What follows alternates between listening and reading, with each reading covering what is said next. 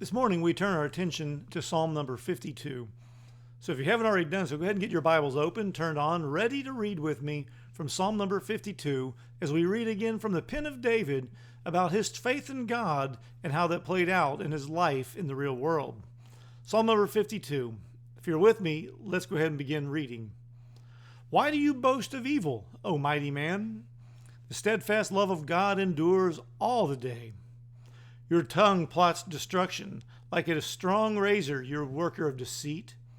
You love evil more than good, and lying more than speaking what is right. You love all words that devour, O deceitful tongue. But God will break you down forever. He will snatch you and tear you from your tent. He will uproot you from the land of the living. The righteous shall see and fear, and shall laugh at him, saying, See the man who would not make God his refuge, but trusted in the abundance of his riches and sought refuge in his own destruction. But I am like a green olive tree in the house of God. I trust in the steadfast love of God forever and ever. I will thank you forever because you've done it. I will wait for your name, for it is good in the presence of the godly. So here we are again reading another psalm from King David. This one is based on life circumstances as well. This is why it's so important, so helpful for us to understand what stories in the Old Testament are being told, and now as we read the book of Psalms, how they're being told again, this time from an emotional or perhaps a spiritual point of view. In this case, this retells the story of way back when David was still a young man, when God had already called him to be the next king, when Samuel had anointed him, and when King Saul had found out about his replacement being even already among his ranks.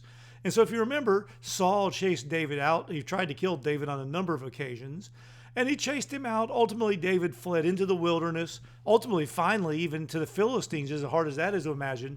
But at one time, David had fled into the wilderness and was living with another Israelite, another Jewish man, and Doug, the Edomite, found out. And he went back and he told the king about it, where to find him so that he might deal not only wrongly, I guess is as good a word as any, with King David, but to deal kindly with Doug, to give him money, to pay him off for the information. And so this psalm is David's response to finding out that he had been, if you will, ratted out, that he had been betrayed by this man. And so this is a psalm about that particular circumstance. But it's bigger than that, because if you notice as I read through it, there's actually very little in the psalm itself that reflects that this is only about 1 Samuel chapter 22. Instead, what we get is a song that is generic enough that it can be any one of our songs, any one of our testimonies as we face difficulties, as people turn their backs on us, as friends betray us, as somebody stays out to hurt us. So as David responds, let's think about it this morning and about how we might adopt this language, how we might use these words in our own time of prayer and time of worship before God. So let's go ahead and read our way through the psalm again, this time looking at some of the text there to figure out what it is King David is trying to communicate and how it would apply to us today. You'll first notice that David is dealing with the evil, the treachery of Doug. Why do you boast of evil, O mighty man? Why are you boasting? Why are you proud? The issue is, of course, that he's not afraid of God. He has no fear of the Lord, and so he figures nothing's going to happen for betraying God's anointed one. So why do you boast of evil, O mighty man? Never forget, David says, the steadfast love of God endures all the day. Now that's a variant on the ways it usually shows up. Normally it shows up as the steadfast love of the Lord endures forever. David doesn't use that exact phrase here, but it's close enough. We know that he's singing that very familiar refrain. And in fact, later in the song, he comes back to that theme and almost echoes the more familiar words exactly. And so, Doug, why are you boasting? Are you not afraid? Don't you know that God's love, God's mercy, God's grace is on me forever? Instead, his enemy, his tongue plots destruction. It's like a sharp razor, you worker of deceit. The tongue can cut, the tongue can hurt, the tongue can injure folks. And so here he is. He's talking about David to King Saul, to David's hurt, potentially. Verse 3 contains, of course, the root of the problem ultimately. You love evil more than good, and lying more than speaking what is right. Ever know somebody like that they just favor evil? They prefer the wickedness of the world.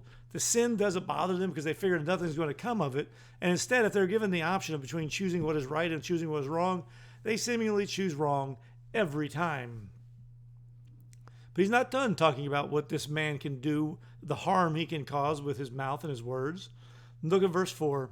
He says, you love all words that devour. Not just some. He loves all words that devour. O deceitful tongue. Now, it's an interesting turn of phrase there in verse 4. In the Hebrew, the exact language there is not just the words that devour. It's, in fact, you love all the words, Doug, that confuse. Confuse.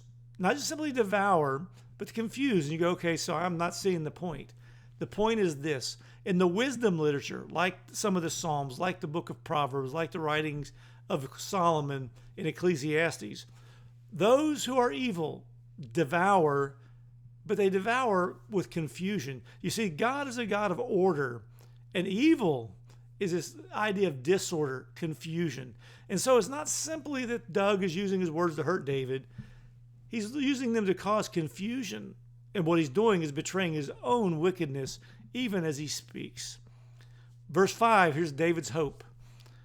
But God will break you down forever. He will snatch you from and tear you from your tent. He will uproot you from the land of the living. In other words, you're a dead man. Maybe it'll be in your sleep. Maybe it will be at your home.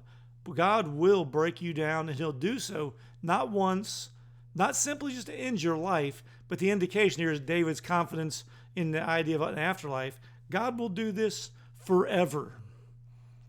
So don't take it lightly when you hear the scripture speak of God's judgment. His judgment is temporary. It's eternal. Notice how the righteous respond to all this coming down in verse 6. The righteous shall see and fear. They'll see what God does to his enemies, and they'll fear. Not fear in the terms of they're going to hide in the corner and cower because they're afraid it's going to happen to them. If they're the righteous ones, they know it won't. Instead, the language here of fear, of course, is the idea that as they look on, they are struck with reverence and awe for the righteous God, the one who will not tolerate evil. The righteous shall see and they'll fear. In fact, they'll even laugh at him. They'll mock, enjoy, no, they'll laugh in rejoicing, in pleasure at God's goodness, at God's holiness, at God's justice being executed. They'll do so by saying, verse 7, see the man who would not make God his refuge. He tried to hide in his tent instead of finding his sanctuary in God. See the man who would not make God his refuge, but instead he trusted in the abundance of his riches, and he sought refuge in his own destruction. Remember, so many of the Psalms have talked about God as our high tower, and here's this evil man who's trying to find his sanctuary, his solace in his wealth, perhaps in the bribes that have been paid to rat out David. End is his end. It's destruction. It's not going to go well for him. He'll die, and he'll suffer forever. But David, who he seeks to betray and cause David's death, notice what's going to happen to David because of God's grace, his enduring love, his steadfast love that endures forever. Notice verse 8. David says, but I, in contrast to the other, I am like a green olive tree. Green here implies young. I'm like a new olive tree in the house of God. Now, some of you are going, okay, now where are the olive trees in the temple? No. Olive trees are known in that part of the world to be strong, but they're also known to live for a long time. In fact, olive trees can live for hundreds of years. And so David says, even in this point in my life, I'm like a juvenile, a brand new olive tree. I'm going to live a long time in the house of God. Why? Verse 8 says why, in the end of the verse, I trust in the steadfast love of God forever and ever. There's that echo again of the steadfast love of God. Now David is going to trust in it forever and ever, ongoing, on into eternity. And how's David also going to respond? He says, I'm going to thank you forever because you have done it. He's going to rejoice in who God is. He's going to rejoice in seeing God's work, and he's going to sing God's praises for all of eternity. In the meantime, while he waits to see those things come to fruition, he says there at the end of verse 9 as he ends this song, I will wait for your name. I'll wait to see all that you're going to do, for it is good in the presence of the godly. David's going to remain with the saints, both now as they gather together for comfort, for encouragement, as they wait on the hope that will come, because God's steadfast love endures all the day. It endures forever. And so as you struggle today, whatever your case might be, whether it's disease, whether it's poverty, whatever the case might be, we've got friends all around the world now who are watching these videos.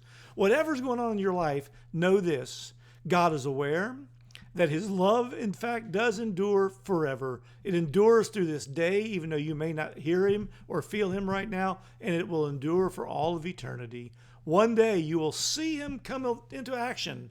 You'll see him bring justice and judgment on his enemies, and you'll see him rescue his people, and you'll spend all of eternity with them in his presence, singing his praises, because God's steadfast love, his saving grace and mercy endures forever.